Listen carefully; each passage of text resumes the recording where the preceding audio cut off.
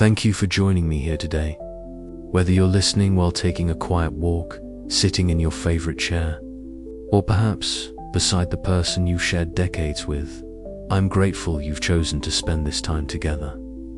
This is Marçal's Quiet Wisdom, where we explore wisdom for life, love, and the years ahead. I'm here because I believe that the stories of couples who have lived, weathered storms, and grown together hold some of the most profound truths about what it means to love deeply and age gracefully. There's something beautiful about reaching this stage of life together. You've likely raised children, built careers, faced financial pressures, celebrated victories, and mourned losses side by side. You've seen each other change, physically and emotionally, and yet here you are. But growing old together isn't just about surviving the years. It's about understanding that love itself transforms, deepens, and becomes something entirely different from what it was when you first said your vows. Recent studies show us something fascinating about couples over 50. While divorce rates have doubled for people our age since 1990, those who stay together often discover a richness in their relationships that younger couples can barely imagine. The challenges are real. Empty nest syndrome hits harder than expected. Retirement changes everything about daily rhythms. Health concerns become more frequent conversations. Financial planning takes on new urgency. Yet couples who navigate these transitions together often find that their love becomes less about passion and more about profound companionship. Less about what they can get and more about what they can give. Let me share with you the story of Margaret and Robert, a couple I came to know through a friend. They had been married 32 years when Robert was diagnosed with early-stage Parkinson's disease. He was 58. She was 58. She was 58. The diagnosis came just as their youngest daughter graduated college, and they were finally looking forward to traveling, to rediscovering each other without the constant demands of parenting. Margaret told me later that her first reaction wasn't fear about the disease itself, but grief for all the plans they'd made. The hiking trips through national parks, the idea of buying a small RV and exploring the country. Even simple things like dancing, which they'd promised themselves they'd take up again once the kids were gone. Robert, meanwhile, retreated into himself. He'd always been the provider, the problem solver, the one who fixed things around the house and handled the finances. Now he faced a future where his hands might shake too much to balance a checkbook, where his voice might become too soft to be heard across a room. For months, they moved around each other carefully, like strangers, sharing the same space. Margaret threw herself into research, printing articles about treatments and diet changes and exercise routines. Robert spent hours in his workshop, trying to finish projects while his hands still worked reliably. They were both trying to help, both trying to cope, but they were doing it separately. Their conversations became practical exchanges about doctor appointments and medication schedules. The deeper connection they'd nurtured for 3 decades seemed to be slipping away just when they needed it most. The turning point came on an ordinary Tuesday evening. Margaret was at the kitchen table, surrounded by pamphlets about support groups and adaptive equipment, when she heard music coming from the living room. Robert had put on an old album, something they used to listen to when they were first married. She found him sitting in his chair, not moving to the music, just listening with his eyes closed. Without thinking, she sat on the arm of his chair and took his hand.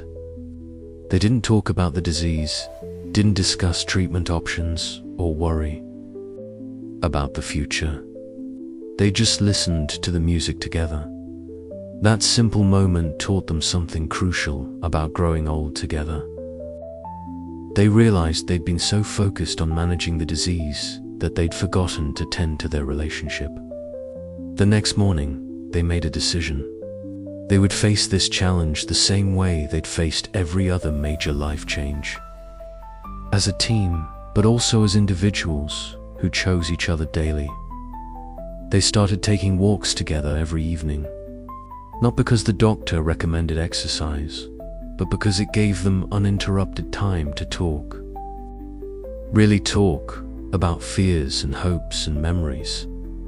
Margaret learned to ask Robert how he was feeling emotionally, not just physically. Robert learned to share his worries instead of trying to protect her from them. They discovered that vulnerability, rather than weakening their bond, actually strengthened it. They also made practical changes that honored both Robert's changing abilities and their relationship. When Robert's handwriting became difficult to read, Margaret didn't simply take over all the financial tasks. Instead, they sat together once a week, going through bills and budgets as a team. When his voice grew softer, they developed a rhythm of conversation that included more listening, more patience, more gentle repetition when needed. They learned that adaptation didn't mean one person becoming dependent and the other becoming a caregiver. It meant both of them evolving together. 5 years later, Margaret and Robert will tell you that Parkinson's changed their marriage, but not in the way they expected. Yes, there are difficult days. Yes, they've had to let go of some dreams and embrace new realities. But they've also discovered a depth of partnership they never knew was possible. They've learned to find joy in smaller moments, to communicate with fewer words but greater understanding, and to appreciate the gift of simply being present with each other. Their story teaches us several profound lessons about growing old together. First, that crisis doesn't have to divide couples. It can actually reveal strengths in a relationship that were always there but never tested. Margaret and Robert discovered that their marriage had deep roots, strong enough to weather this storm, and many others. But those roots required tending. They had to choose daily to nurture their connection, rather than simply manage their circumstances. Second, they learned that growing old together means accepting change while preserving what matters most. Robert's physical abilities changed, but his wisdom, humor, and love remained constant. Margaret's role in their relationship expanded, but she remained his partner, not his caretaker. They adapted their expectations without abandoning their dreams. Instead of cross-country RV trips, they explored local parks and museums. Instead of hiking, they discovered the pleasure of long drives through scenic areas. They learned that flexibility can be a form of love. Third, they discovered that communication deepens with age, but only if you let it. When you've been together for decades, it's easy to assume you know what your partner is thinking or feeling. Margaret and Robert learned to ask questions they thought they already knew the answers to. They found that even after 30+ years together, they could still surprise each other with their thoughts, fears, and hopes. The key was creating space for those conversations to happen naturally, without pressure or agenda. Research supports what Margaret and Robert experienced. Couples who successfully navigate major life transitions after 50 often share certain characteristics. They maintain emotional intimacy even as physical intimacy may change. They develop new shared activities and interests as old ones become challenging. They learn to balance independence with interdependence, supporting each other without losing their individual identities. Most importantly, they view challenges as problems to solve together rather than burdens to bear alone. Financial experts note that couples who stay together after 50 have significant advantages over those who divorce. They share housing costs, healthcare expenses, and can maximize social security benefits. But the real advantage isn't economic, it's emotional. They have a witness to their life, someone who remembers not just the big moments, but the small daily experiences that make up a shared history. They have a partner who knows their stories, their preferences, their fears, and their dreams. Health professionals observe that married couples over 50 often take better care of themselves than their single counterparts. They remind each other to take medications, encourage healthy habits, and provide emotional support during medical challenges. They attend doctor appointments together, ask questions the other might forget, and serve as advocates for each other's well-being. This partnership approach to health can literally extend life and certainly improves quality of life. But perhaps the most important lesson from couples like Margaret and Robert is about time itself. When you're young, time feels infinite. You can afford to waste days in arguments that don't matter, to postpone difficult conversations, to take each other for granted. When you're growing old together, you become acutely aware that time is precious. This awareness can transform how you treat each other. Small kindnesses become more important than grand gestures. Daily patience matters more than occasional romance. The simple act of listening, really listening, becomes a profound gift. Growing old together also means becoming witnesses to each other's evolution. You see your partner not just as they are today, but as the accumulation of all their yesterdays. You remember them as the young person who was brave enough to commit to a future with you. You've watched them become a parent, navigate career challenges, face losses, celebrate victories. You know their character not just from their words, but from decades of actions. This deep knowledge creates a form of love that's less about attraction and more about appreciation. Less about need and more about choice. There's something sacred about reaching the point in a marriage where you choose each other not because you have to, but because you want to. Your children are raised. Your careers are established or winding down. The external pressures that once held relationships together have largely disappeared. What remains is the pure choice to continue sharing your life with this person. That choice, made daily and often quietly, is one of the most beautiful expressions of mature love. This doesn't mean that growing old together is easy or that every day is filled with gratitude and joy. There are days when you get on each other's nerves, when decades of small habits become irritating, when you wonder what it would be like to make decisions completely independently. There are times when health scares terrify you both, when financial worries keep you awake, when you grieve the loss of friends and family members who won't grow old alongside you. These challenges are real, and acknowledging them is important. But couples who thrive in their later years together have learned something valuable about perspective. They understand that every marriage goes through seasons. There are springs of new beginnings, summers of abundance, autumns of harvest, and winters of endurance. Growing old together means experiencing all these seasons multiple times, learning that winter always gives way to spring, that difficult periods don't last forever, and that the relationship itself can weather changes that once seemed impossible to survive.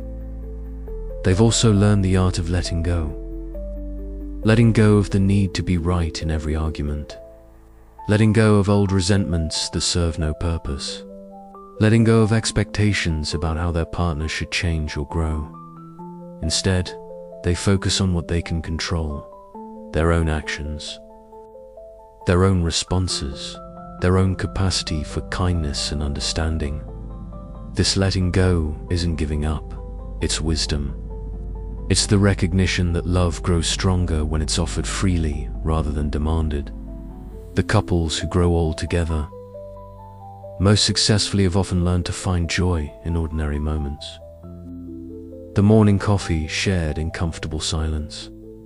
The way your partner's face lights up when they tell a story you've heard many times before. The feeling of a familiar hand reaching for yours during a movie. The shared glance across a room that communicates volumes without words.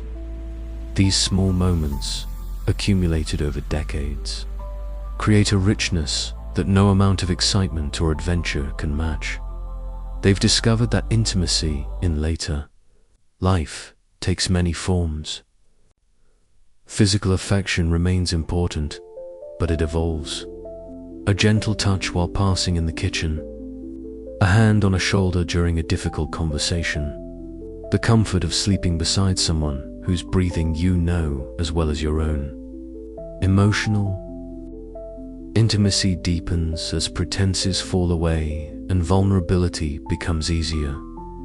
You know each other's fears and dreams so completely that you can offer comfort before it's even requested. Growing old together is ultimately about becoming the best versions of yourselves while remaining committed to each other's journey.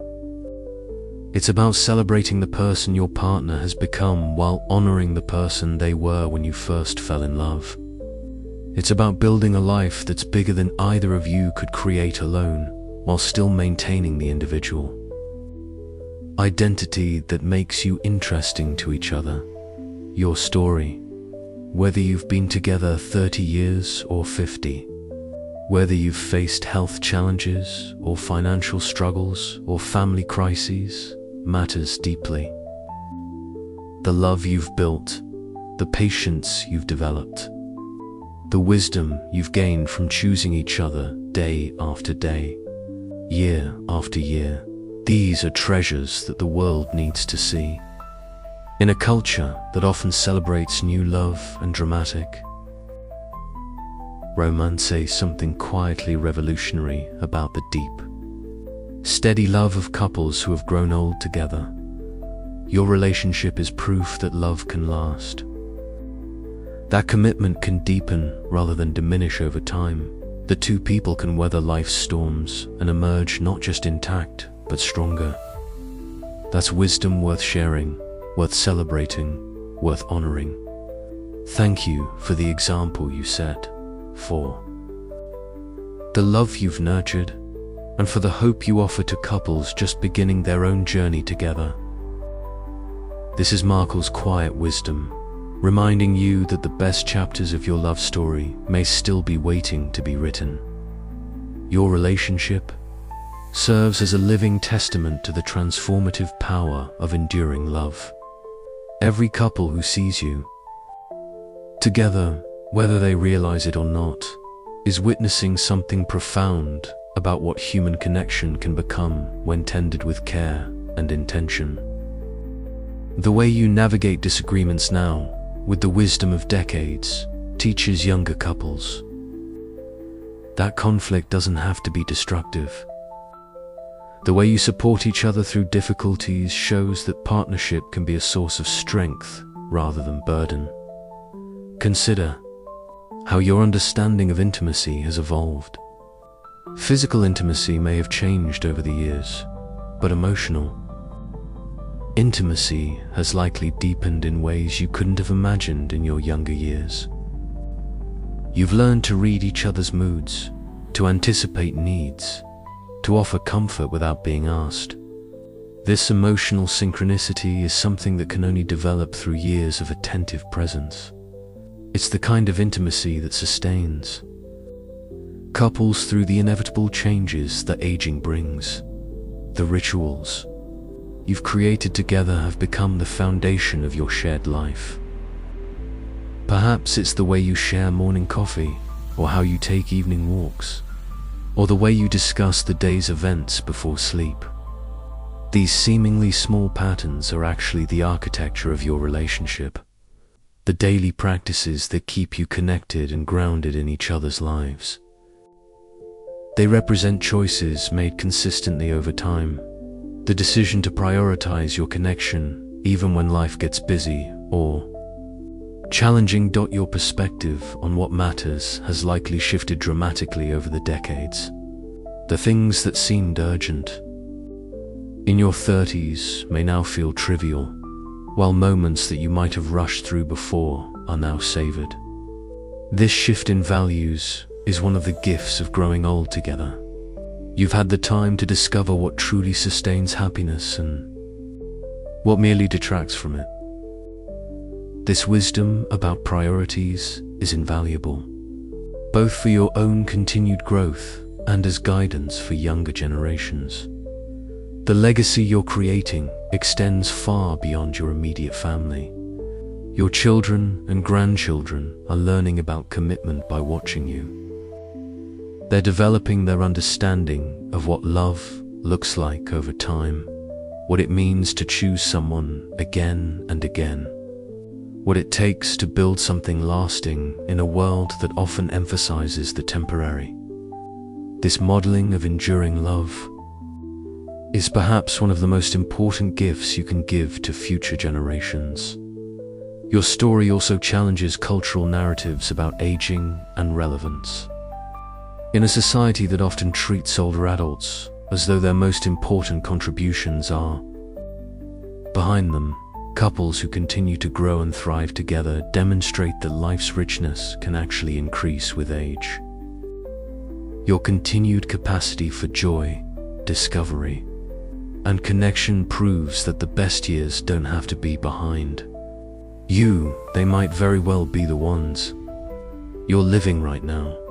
The patience you've developed with each other's aging process reflects a deeper understanding of human dignity and worth. Watching your partner change physically while loving them just as deeply teaches profound lessons about the nature of true love. It's easy to love someone when they're young and healthy and everything feels possible. It takes wisdom and maturity to love someone through the vulnerabilities that come with aging, and to allow yourself to be loved through your own. Before we close, I want to thank you for spending these minutes with me.